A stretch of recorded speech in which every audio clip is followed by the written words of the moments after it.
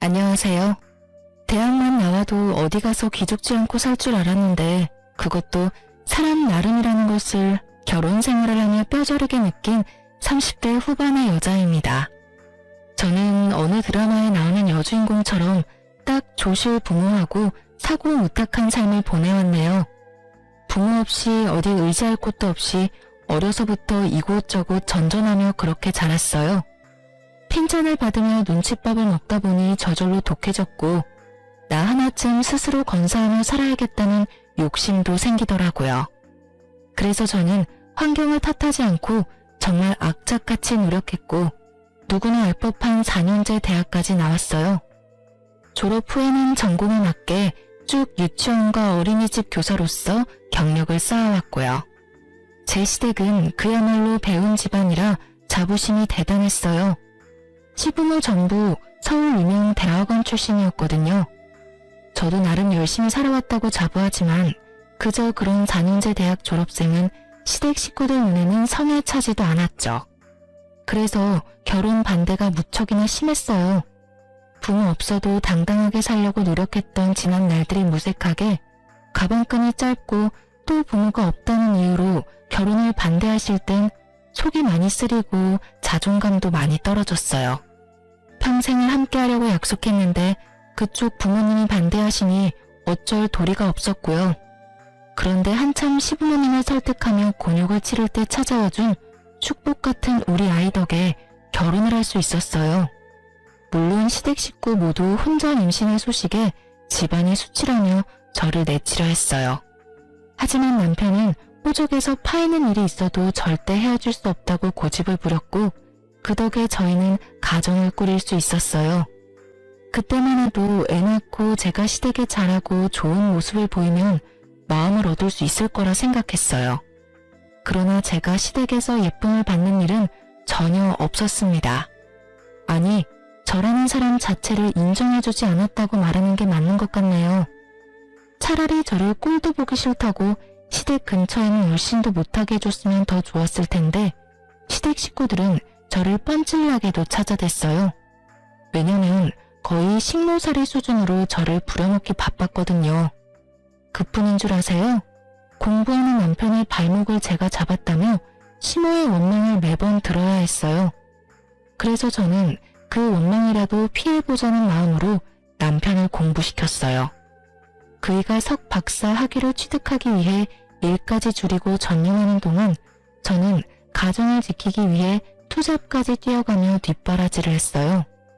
그렇게 지내기를 수년 만에야 시부모님이 말하는 시댁의 명성에 남편도 구색을 맞출 수 있었어요. 하지만 그 후에도 제 노력을 인정받기는커녕 남편의 위상만 높아졌네요. 남편이 결혼 후에도 공부를 놓지 않는 인재라면서요. 그러니 저를 향한 시선은 여전히 곱지 못했고 시모는 그런 저에게 늘 이렇게 말하곤 하셨죠. 넌 정말 결혼 전이나 후나 어쩜 이리 한결같이 볼품이 없니? 너랑 한 공간에 있으면 내 눈을 버리는 기분이라니까. 넌 우리 집안 식구로 지내는 걸 감사히 여겨야 해. 알겠니? 배움도 적고 교양이라고 눈 씻고 찾을래도 못 찾는 널 사람이라 여기고 지내주니 말이야. 어머님, 저를 마음에 안 들어 하시는 거 잘 알아요. 그래도 제가 병균 같은 건 아니잖아요. 볼품없다 여기지 마시고 너그러운 마음으로 좋게 좀 봐주세요.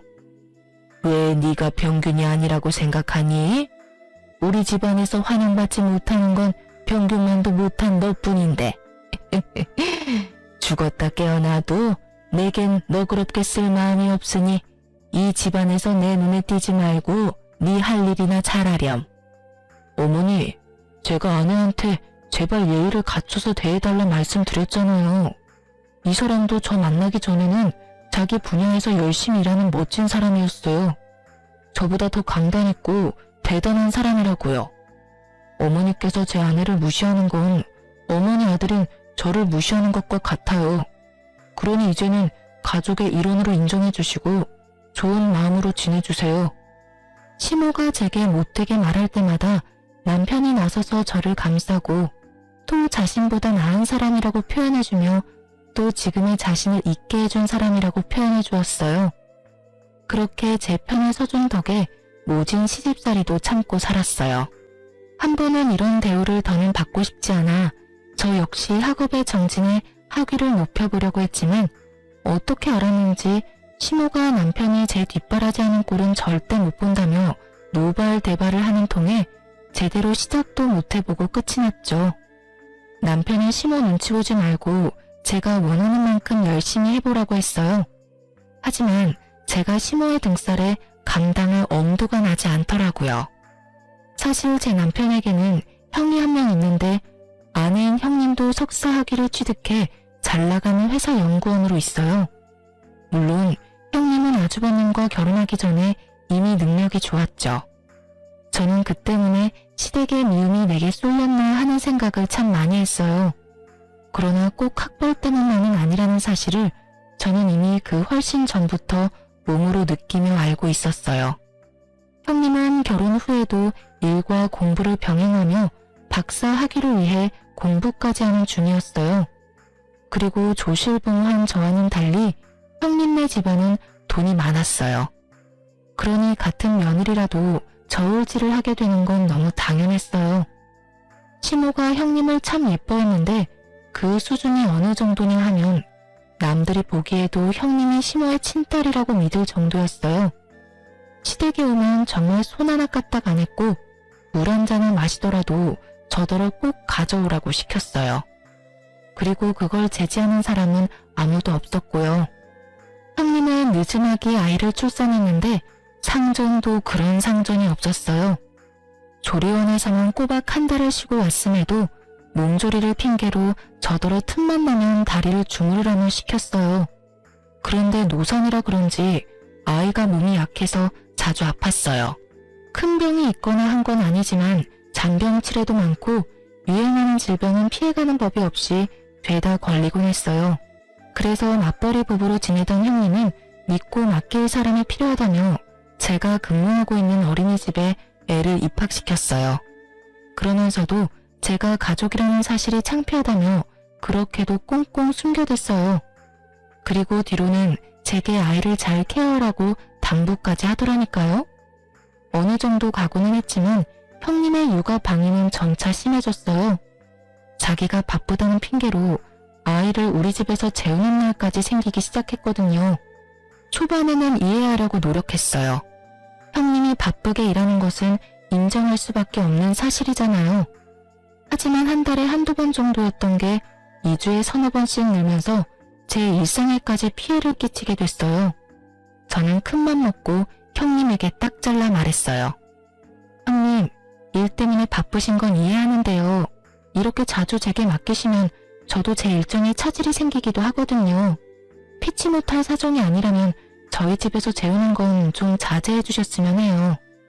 동서도 참, 가족 좋다는 게 뭐니? 힘들 때 도우면서 지내는 거 아니야? 동서 말대로 내가 좀 바빠야지 말이야. 어젠 정말 어쩔 수가 없었다니까. 그쵸, 가족이니 도우면서 지내는 건 당연해요. 하지만 제 일상까지 꼬이니까 힘든 날들이 생기네요.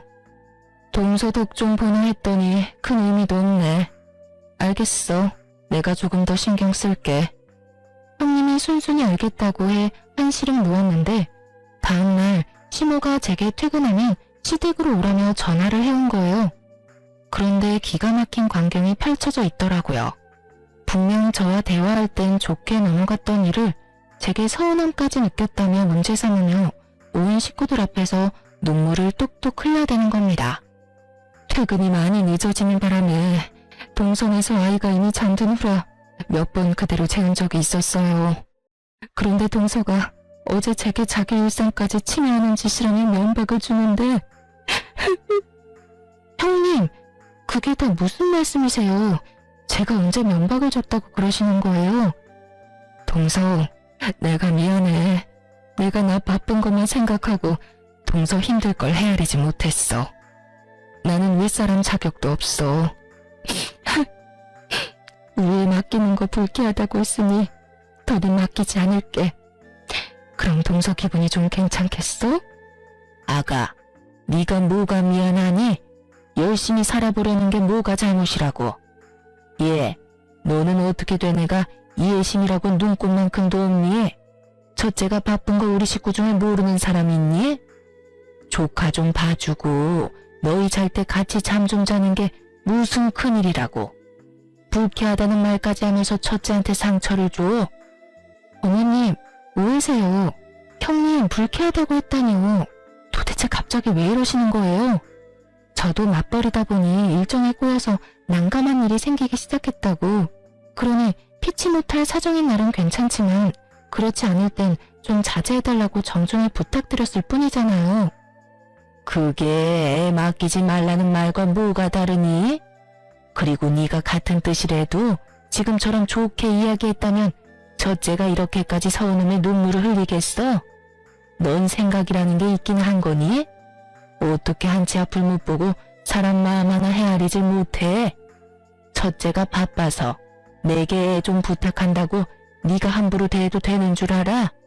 귀한 집 자식 가슴에 대목 박는 짓을 천하디천한 니까지 게 한다는 게 가당키나 하냔 말이야. 어머님, 동서를 너무 나무라지 마세요. 저와 제 아이 때문에 얼마나 불편했으면 제게 그렇게까지 말했겠어요. 저는 동서 마음 충분히 이해해요. 단지 속이 조금 상해서 눈물을 감출 수가 없을 뿐이에요. 어쩜 우리 첫째는 일이 사려 깊고 마음씨가 고와. 가진 것 없어 못난 것까지 보듬어주려는 마음이 너무 감동이야. 그렇게까지 저 못난 걸 감쌀 필요 없다. 어머님도 형수님도 그만하세요. 집사람이 오죽 힘들면 그런 말을 했을지를 먼저 진심으로 헤아려 보시라고요. 사실 제 조카지만 아내가 전반적으로 챙기게 두는 것도 제 입장에서 미안한 일이에요. 거기다 형과 형수님이 너무 자주 만난 것도 맞고요. 요 근래에는 다 늦은 밤에 전화해서 애 잠들었냐 확인하는 거 저도 좀 불편합니다. 듣다 못한 남편이 제 편을 들며 자신도 불편하다 이야기해준 덕에 형님의 눈물 연기가 어색하게 끝이 났어요. 형님은 남편의 개입에 뻘쭘했는지 앞으로는 주의하겠다며 바로 표정이 바뀌며 말했죠. 시모도 그제야 자기 아들까지 불편하게 만드는 상황은 없어야 한다며 당부했어요. 이런 모습을 보고 있자니 기분이 상했지만 애써 내색하지 않았어요. 다행히 이날 이후 한동안은 소동 없이 잠잠했네요. 그러던 어느 날 형님네 아이가 어린이집에서 까무러치고 난리도 아니었어요. 애가 혼절하거나 한 것은 아니었지만 열이 펄펄 끓어 눈도 제대로 뜨지 못했죠. 급한 마음에 형님과 아주버님께 이 상황을 알리며 당장 하원하러 와달라 요청했어요. 하지만 이를 뺄 수 없어 당장은 힘들다고 하는 겁니다. 하는 수 없이 시모에게 연락해 아이 상태를 이야기하고 바로 병원에 내원할 수 있도록 와달라고 부탁드렸어요. 그러나 그 누구도 아이를 챙길 생각을 하지 않는 거예요. 저는 하는 수 없이 어린이집 원장님께 양해를 구하고 제가 아이와 함께 병원에 다녀왔어요. 아이 컨디션이 너무 안 좋아 다시 어린이집으로 향할 수는 없는 노릇이었어요. 결국 저는 오래전 저를 자식처럼 품어주시고 돌봐주셨던 이모님께 도움을 청했습니다. 제게 유일한 가족 같은 분이라 그러면 안 되는 줄 알면서도 또다시 신세를 지게 되었죠. 하필이면 제가 그날 당직이라 업무를 뺄 수 없었던 탓이었어요. 저는 형님과 아주버님께 아이의 상태를 먼저 알린 뒤 부득이하게 이모님께 아이를 맡겨놨으니 최대한 시간을 내어 아이를 데리고 가달라 부탁까지 드렸어요. 그런데 그날 두 사람은 다 저녁이 되어서야 아이를 데리러 온 것도 모자라 이모님께 너무 큰 무례까지 범하고 말았습니다. 아줌마, 시간이 되면 애 잘 준비까진 시켜놔야 될 거 아니에요. 동서가 못 챙긴 것도 짜증나는데 이게 뭐야? 저기 초면에 당신의 아픈 아이까지 챙겨줬으면 부모로서 감사하다는 말이 먼저 아닌가요? 그리고 이 낯선 곳에서 아픈 몸으로 엄마 아빠를 기다렸을 아이는 눈에 보이지도 않아요. 됐으니 얼른 애 데리고 돌아가세요. 감사는 개뿔. 애가 아파서 잠만 잤을 것 뻔하구만. 암튼 동서나 동서 주변 사람이나 다 별로라니까. 그리고 자기가 뭔데 나를 가르치든 말해? 기분 나빠. 동서는 뭐 이런 사람은 대를 맡겨서 화를 돋구는지 원? 이보세요. 아이가 해열제를 먹어도 열이 안 잡히니까 얼른 돌아가서 아이 케어에 집중하시라고요. 지금 당신의 기분이 아픈 아이보다도 더 중요한가요? 도움을 받고도 감사할 줄 모르는 당신이 떠드는 소리 듣고 싶지 않으니 그만 돌아가요. 이봐요 아줌마. 도움을 주려면 제대로 줘야지. 이건 도와준 게 아니라 내 일을 그대로 남겨둔 거잖아. 그러고도 감사 인사를 받고 싶어 하는 건 양심이 없는 거지. 당신 밑에서 자란 동서가 왜 그리 덜 떨어진 건지 증명하는 거야 뭐야. 나도 여기 더 있으래도 안 있을 거거든요. 진짜 채울 수 없어. 형님은 끝끝내 이모님에게 감사하다, 죄송하다는 말 한마디 없이 돌아갔어요. 그리고 나중에 걱정되는 마음에 이모님께 연락드렸더니 이모님은 다시는 그런 무례한 사람의 아이를 자신에게 맡기지 말라며 화를 내셨죠. 저는 이모님이 화내는 이유를 듣고 참을 수 없어 형님에게 곧장 연락했어요. 그러곤 처음으로 형님에게 어떻게 사람이 그렇게 안하고인일 수 있냐며 언성을 높였어요. 그런데 형님은 자신의 잘못을 뉘우치기는커녕 다음날이 되자마자 또다시 시댁에 가서는 제가 자신에게 언성을 높였다며 고자질을 했죠. 시모는 형님의 말만 듣고는 우리 집까지 쫓아와 제게 갖은 욕을 퍼부었어요. 하지만 저는 제 소중한 사람까지 저와 같은 일을 겪게 했다는 것에 크게 분노한 상태였던지라 시모에게까지 큰 소리를 치고 말았죠. 시모는 그런 저의 뺨을 내리치며 막말을 퍼부었어요. 너 지금 나한테 소리친 거야? 감히 네가? 이 맞아 죽어도 시원찮을 거사. 네가 이제 하다하다 나까지 기어오르려고 들어? 내가 그런 꼴을 보고도 가만히 있을 줄 알아? 너 오늘 내 손으로 교육 좀 받자, 응? 제발 무식하게 구는 것 좀 그만하세요. 그렇게 학벌 따지시는 분이 왜 저만 상대하면 그렇게 무식해지는 건데요? 돈 많은 집안 자식이 형님이라 그 사람의 잘못까지 무마되는 건가요? 이러실 거면 어제 어머님께서라도 손주 데리러 오시지 그러셨어요. 그래, 이제 네가 고래고래 소리치면서 네 본성을 보이겠다 이거지? 너 머리는 장식이냐? 네 조카가 아프면 네가 월차를 내서라도 챙겼어야지. 네가 제정신이 아니라 남한테 애를 맡겨놓고 도대체 누구 탓을 하는 거야? 사리분별력도 없는 네가 대학을 졸업해? 가당치도 않지. 어디 가서 학력 위조한 건 아닌지 조사라도 해야 할 판이네 아주. 제가 왜 제 아이가 아픈 것도 아닌데 월차까지 내며 조카를 돌봐야 해요?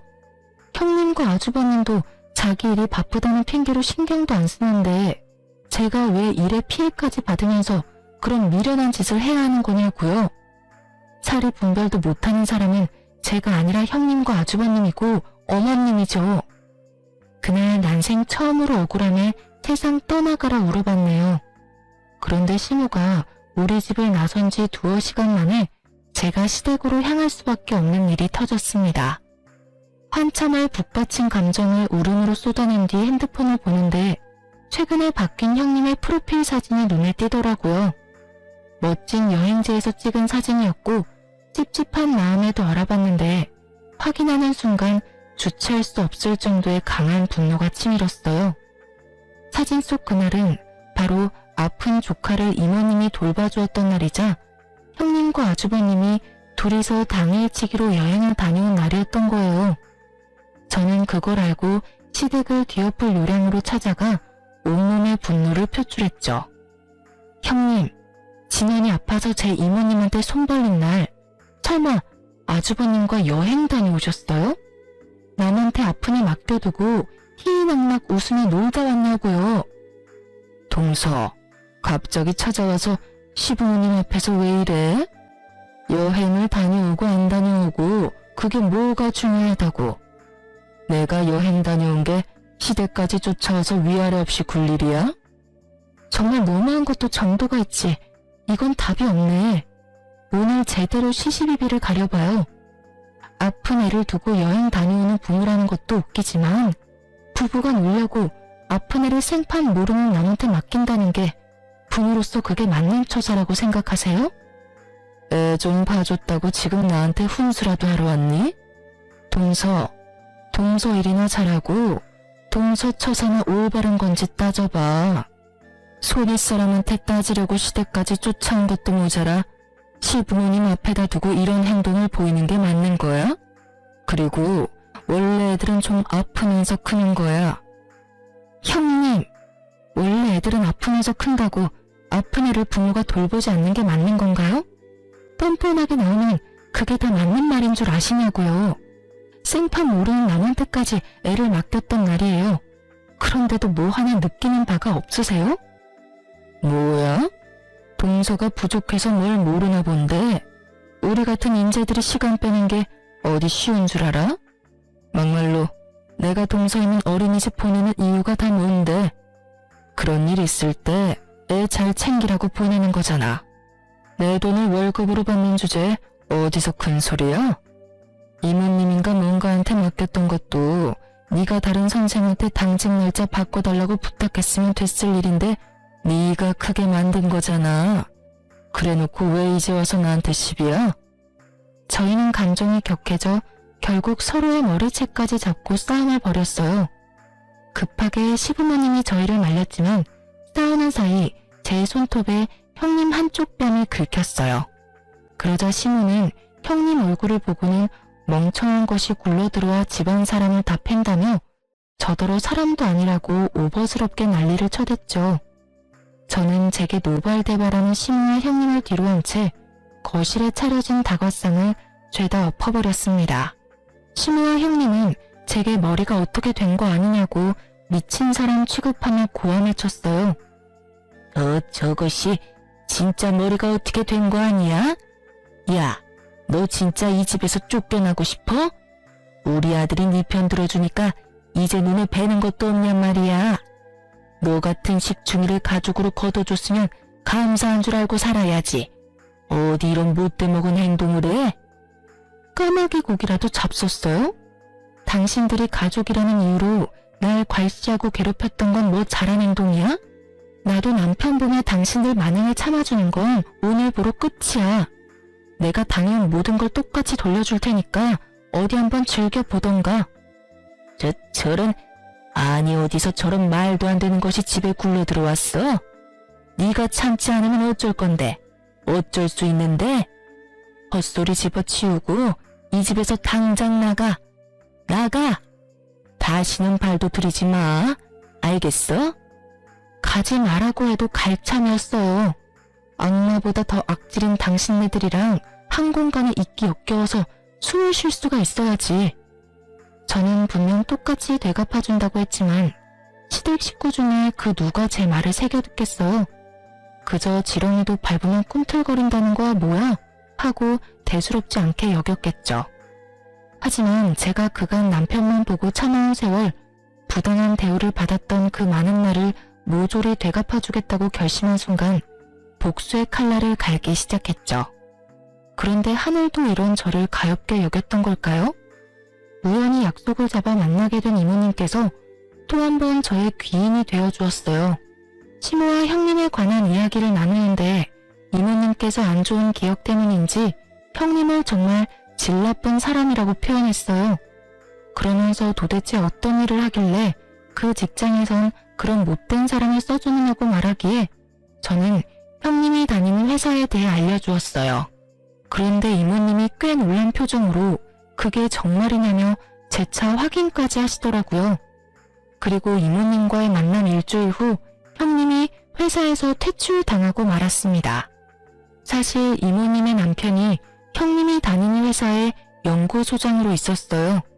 그래서 저는 형님이 아이가 아팠던 날에 대한 진실을 이모님께 모두 털어놓았고 혹시 가능하다면 연구소장님께 형님이 부당하게 이득을 취한 정황은 없는지 꼭 확인해주라고 청해달라 부탁드렸죠.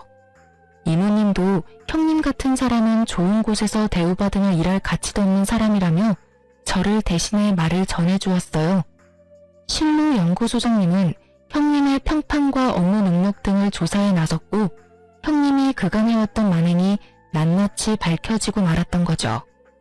조카가 이모님께 맡겨졌던 그날의 일을 포함해 이전부터 줄곧 이런 방식으로 조퇴나 월차를 냈던 정황이 전부 밝혀지면서 업무 태만으로 해고를 당한 거예요.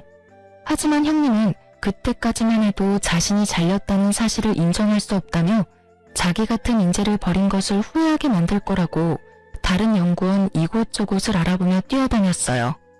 하지만 이미 연구소장님이 자신의 인맥까지 동원해 손을 써놓은 후였고 졸지의 형님은 나이 가득 찬 취업준비생으로 전락하고 말았어요.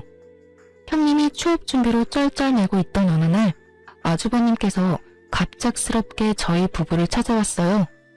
이전에는 단 한 번도 저희를 먼저 찾은 적 없던 분이라 적잖게 놀랐죠. 그런데 사람이 참 간사하죠. 아쉬울 때 꼭 그렇게 살갑게 굴면서 도움을 청하는 게 말이에요. 뭐든 안 좋은 일은 한 번에 겹쳐오곤 하잖아요. 형님네도 딱 그런 상황에 놓였던 거예요. 아주버님이 5년 전쯤부터 사업을 시작했는데 처음부터 잘 돼서 무섭게 성장했어요.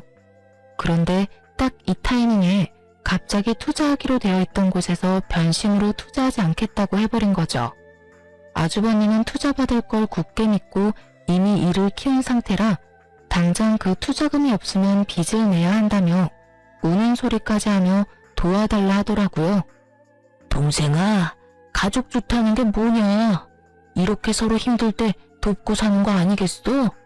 지금 네 형수 처지가 좋지 못한 거 잘 알잖아. 그런데 나도 적자에 빚까지 생기면 애까지 있는데 어쩌냐. 제발 이번만 좀 도와주라. 나중에 나도 너희 부부 도울 일 있으면 나도 꼭 도울게. 재수씨, 우리 진원이 참 예뻐하잖아요. 우리 아이 봐서라도 좀 도와줘요. 아내랑 상의해보고 연락해줄게, 형. 너무 갑작스러운 부탁이고 금액도 적지 않아서 고민해봐야 할 것 같아.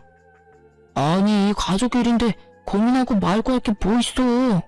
너희 그만한 돈도 없는 건 아니잖아. 너도 돈 잘 벌지. 재수씨도 우리만큼은 아니어도 입에 풀칠할 정도는 벌잖아. 그런데 뭐가 문제라고 뜸을 들이려고 그래. 그냥 서로 얼굴 보고 이야기한 김에 정하고 빌려주면 되지. 안 그래요, 재수씨? 그럼 아주버님, 얼굴 보고 이야기한 김에 딱 말씀드릴게요. 저는 투자금 빌미로 아주버님께 돈 빌려주기 싫네요. 저희 없는 살림에 남편 공부하면서 아끼고 아끼며 지낼 때 형님도 아주버님도 돈 잘 벌고 잘 살았잖아요. 그때 제 남편이 한 학기 등록금만 좀 도와달라고 부탁했을 때 뭘 하셨죠? 개미처럼 일하는 네 와이프가 자기 몸을 팔아서라도 마련할 텐데 왜? 라고 했던가요? 재수씨, 그땐 나도 철이 없어서 그런 거죠. 이번에 도와주면 나중에 제가 도울 일 있을 때 꼭 돕겠다니까요. 저 지금 자존심 다 내려놓고 이렇게 부탁하는 건데 어쩌라면 섭섭해요. 그럼 그 자존심 챙기세요. 그리고 이참에 한 말씀 더 드리자면요. 재작년에 남편이 들인 투자금도 이참에 회수할까 해요. 그러니까 지금 빌리는 금액의 최소 2배는 구하셔야겠네요. 예? 투자금을 회수한다고 했어요, 지금? 아니, 재수씨가 뭔데 제 동생이 제 회사에 투자한 돈을 회수해요. 쥐뿔도 없이 우리 집에 들어와서 이만큼 사는 것도 다 내 동생 덕인데 재수씨가 읽어둔 게 뭐 있다고 내 동생 돈을 재수씨가 주물러요. 야, 절대 안 돼. 너 지금 재수씨 말 듣고 투자금 회수하면 우리 우애는 완전 끝이니까 그런 줄 알아. 알겠어? 아주버님, 남편이 넣은 그 투자금의 대부분이 제 돈이에요. 남편이 느지막이 경제활동을 시작했는데 그 당시에 그만한 큰 돈이 어디서 나요. 내 돈 내가 알아서 하겠다는데 왜 간섭하세요? 여보, 방금 아주버님이 하는 말 들었지? 나 당장 투자금 회수해줘요. 사실 남편 뒷바라지하며 우리 가족의 미래를 생각하면서 악착같이 모았던 돈이 있었어요. 아주버님이 그 당시만 해도 저와 남편을 너무 무시해서 제가 남편 기라도 살려주려고 그 돈 쥐어주며 아주버님 사업에 당신이 투자하는 것처럼 해서 투자금 넣으라고 시켰어요. 저야 원래도 시댁 식구들이 무시하는 게 일상이라 괜찮았지만 제 남편까지 은근히 배제당하고 무시당하는 건 참을 수가 없었거든요. 하지만 돈을 빌리러 와놓고 은근 협박조를 띠는 아주버님의 태도에 눈꼽만큼도 도움을 주고 싶지 않더라고요. 아주버님은 제 투자금이라고 말하니 놀란 토끼 눈을 하며 남편에게 사실 여부를 확인했어요. 남편이 제 말이 다 맞다고 하자 아주버님은 금세 태세 전환을 해 제게 투자금 회수하는 이유가 뭐냐며 제발 도와달라 절절히도 말했어요. 재수씨, 내가 미안해요. 내가 실언을 했어요. 혹시 이 시기에 투자금을 회수하려는 이유가 뭐예요? 제 아내 때문이라면 제가 대신 사과할게요. 정말 미안해요. 그러니까 투자금 회수 얘기는 없던 걸로 해줘요. 예? 재수씨 부모님도 안 계셔서 우리가 유일한 가족이라면서요. 그러니까 가족끼리 서로 좀 부족해도 이해하고 돕고 살아요. 제 가족은 얼마 전에 없어져서요.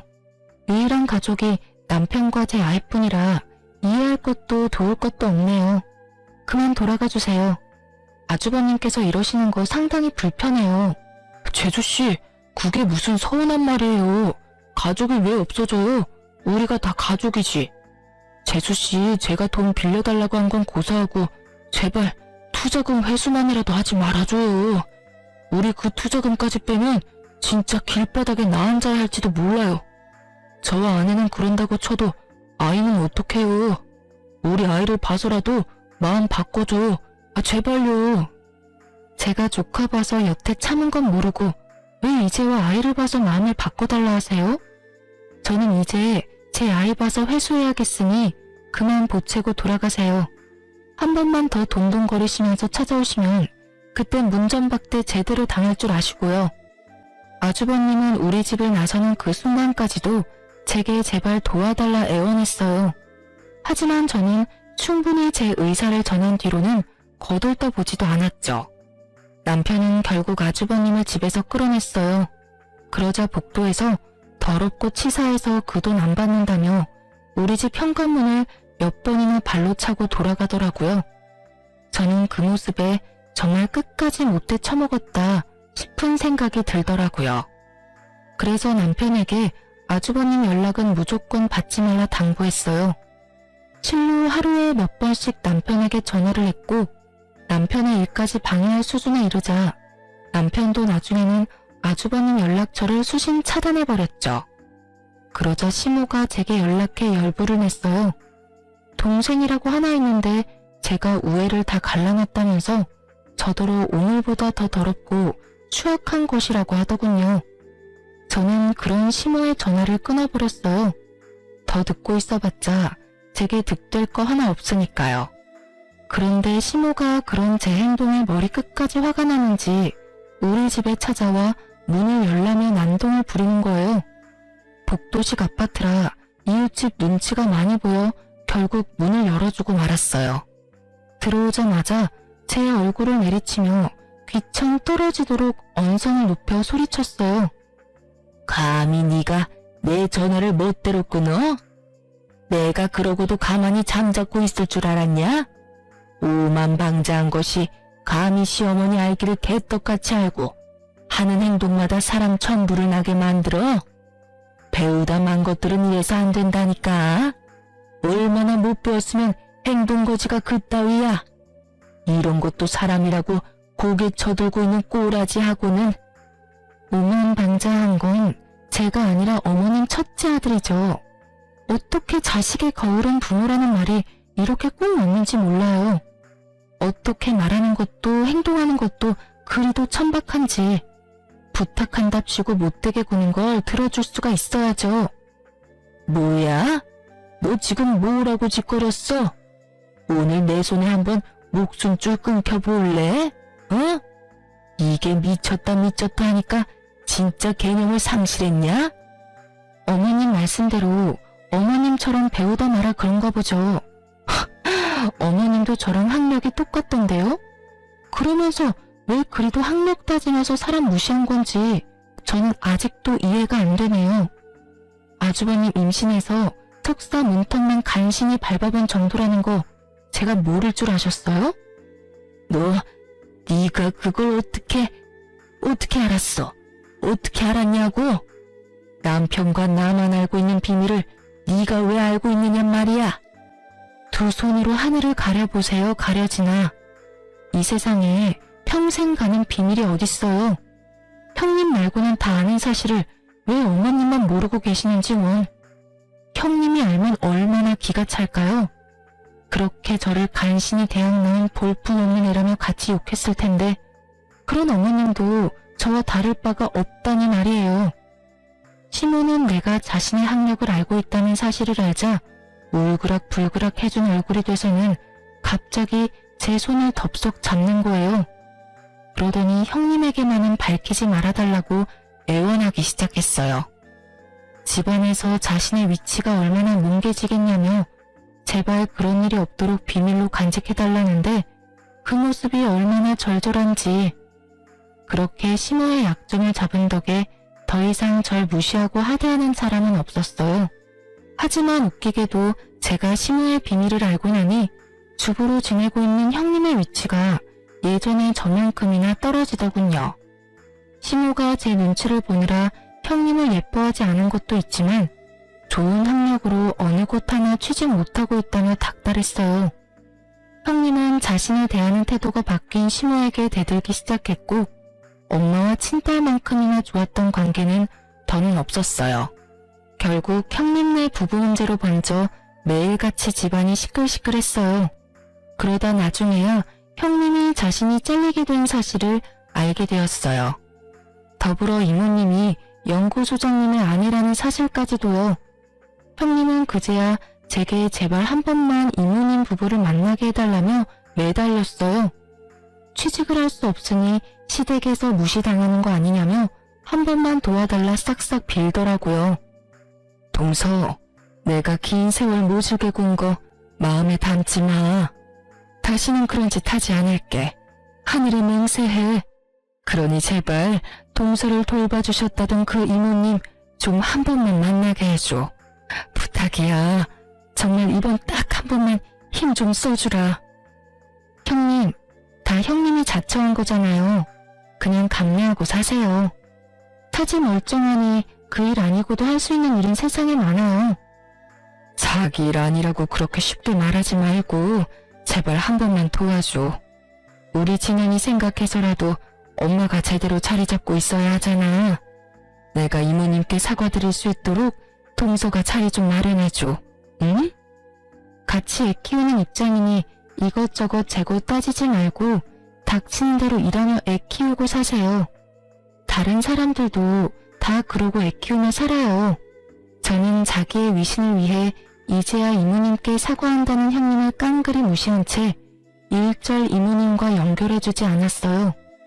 아주버님은 투자 얘기가 오간 뒤 저희 때문에 망하면 가만두지 않겠다며 이를 갈더군요. 하지만 그도 얼마나 가겠어요. 세상 이치가 자기들 뜻대로 되진 않잖아요. 아주버님은 또다시 우리를 찾아와 죽는 소리를 해대며 저희가 도와주지 않으면 이제 더 방도도 없다면서 자기가 망하는 건 다 우리 탓이라고 고성방가를 해댔어요. 재수씨, 진짜 사람 그렇게 안 봤는데 치사하고 더럽고 꼭 그렇게까지 해야만 했어요? 사람 목줄을 쥐고 흔드셔야 마음이 풀리냐고요. 예?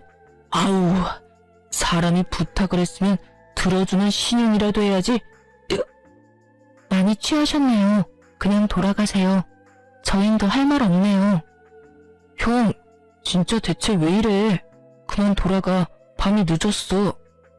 아우, 시끄러워. 네가 제일 나빠. 알겠냐?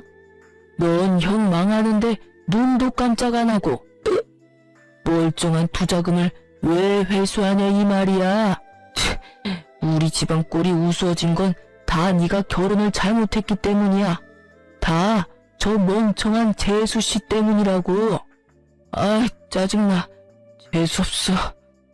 남편이 아주버님을 말려도 소용없었고 형님까지 불러 아주버님을 데려가라 했지만 그것도 소용없었어요. 결국 아주버님이 남편 멱살을 잡기 시작했고 서로 몸싸움이 시작되었죠. 경찰이 출동한 후에야 말릴 수 있었어요. 그 과정에서 우리 아이는 겁에 질려 자기 방 들어가서 머리를 감싸준 채 벌벌 떨고 있었어요. 그 모습에 억장이 무너지더라고요. 그래서 처음엔 아주버님네 부부와 합의는 하지 않으려 했어요. 하지만 조카가 눈을 밟혀 합의를 보긴 봤네요. 그러나 이 사건으로 남편은 그간 제가 자기 식구들에게 당했을 서름을 뼈저리게 이해하게 된 계기가 되었어요. 그래서 그날 이후 남편과 저는 시댁 식구와 연 끊고 연락까지 다 차단하며 남편이나 저나 둘 다 서로만 의지하며 살기로 굳게 마음먹었답니다.